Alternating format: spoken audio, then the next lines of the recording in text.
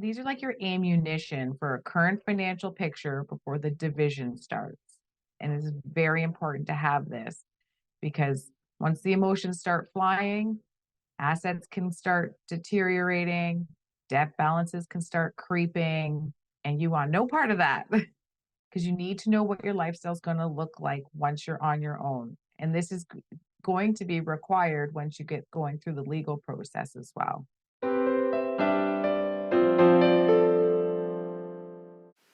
Divorce can be emotionally and financially overwhelming. That's why I'm teaming up with Sunny Wishart, president and founder of a la carte Financial and a certified financial planner.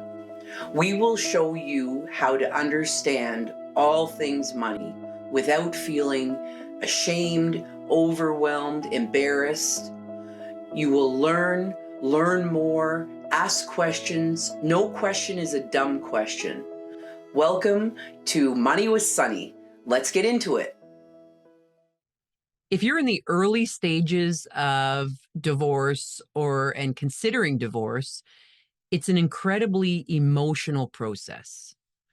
Today, we're going to talk to you about 4 things you can do now to protect yourself financially. Welcome to Money with Sunny. My name is Wendy Rovers. I am a divorce coach and founder of Divorce Thrive. Here is Sunny Wishart.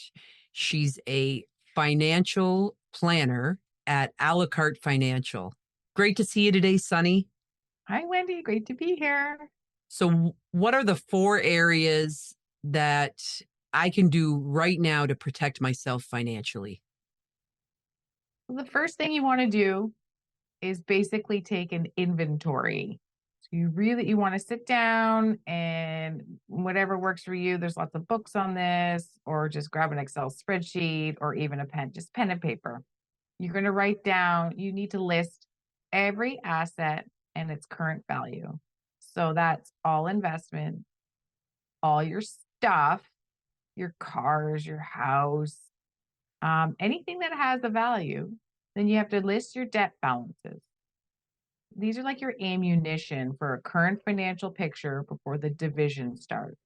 And it's very important to have this because once the emotions start flying, assets can start deteriorating, debt balances can start creeping, and you want no part of that. Mm-hmm.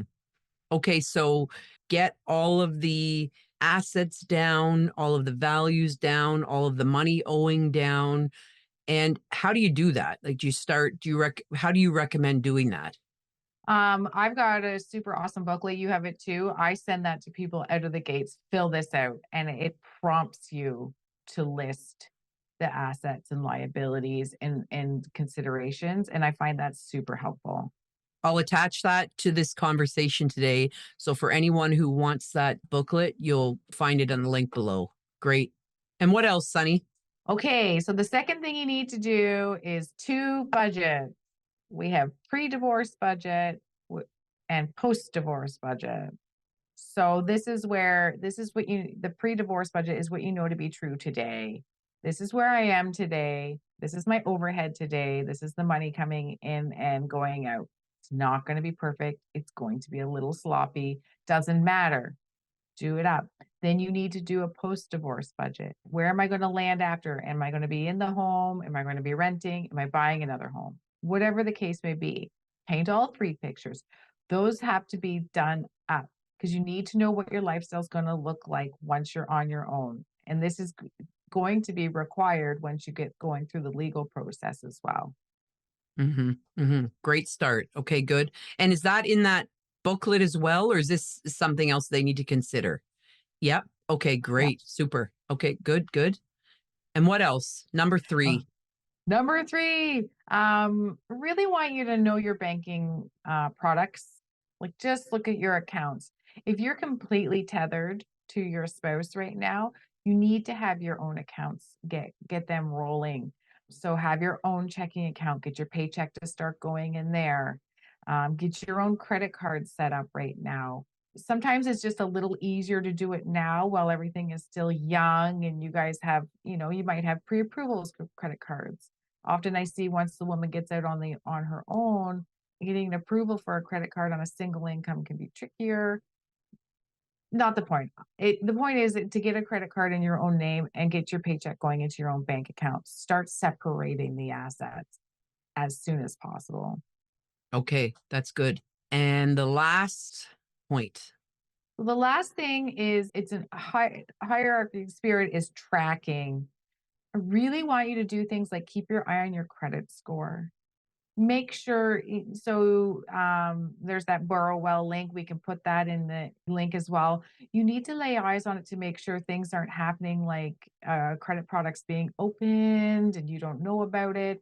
You have to have a good credit if you're going to go get a mortgage pre-approval on your own. So it's really helpful to just be aware of where it's at now, if it needs any love, or just to be healthy that way. And I do want you to track other things too, like I mentioned before, the account balances across all accounts, bank accounts, credit cards, to make sure they're not having you want to just look for suspicious, unusual activity, large lump sums being drawn out, things like that. Because when things get heated, you'll see like a giant sum being drawn on your line of credit. And the spouse has rights to take it because you're joint. And if they took 30 grand off there, you need to log that and have that and say, this was post the separation. This is not my liability. Great. So these are great ideas, 4 areas that you can look at right now, things you can do right now to begin to get your finances in order, to understand where you're at, and then to create a plan moving forward. Anything else you want to mention to our audience? If you're in this stage, go through this booklet. Okay, we'll attach the link to the booklet below. We'll attach the Borrow Well link below. Thanks everyone for being here with us today. Hope this has helped. We love you. You're perfect just the way that you are. You're awesome. You're going to get through this. Have a great rest of your day.